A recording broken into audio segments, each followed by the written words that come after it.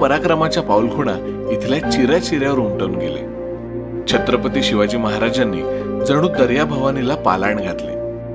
त्यांचा उदात्त हेतू हा सिंधू सागरावर सत्ता निर्माण करण्याचा. ज्याचा आरमार त्याचा समुद्र ही भूमिका आज्ञापत्रात अगदी स्पष्ट. आणि त्या आरमाराला सिंधू सागरात घर मिळालं ते सिंधुदुर्गाच्या रूपाने. मुघल साम्राज्याच्या नाकावर टिच्चून शिवाजी महाराजांनी सुरत शहर लुटलं.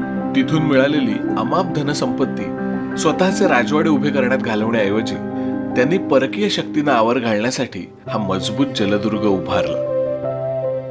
याचा पाया भक्कम शिस भरून घातला गेला. क्षणोक्षणी सागर लाटा सिंधुदुर्गाच्या किनाऱ्यावर येऊन आपटतात. कित्येक ठिकाणी दगड झिजलेला दिसतो, परंतु पायातील शिसे अजूनही गडाची मजबूती टिकवून आहे.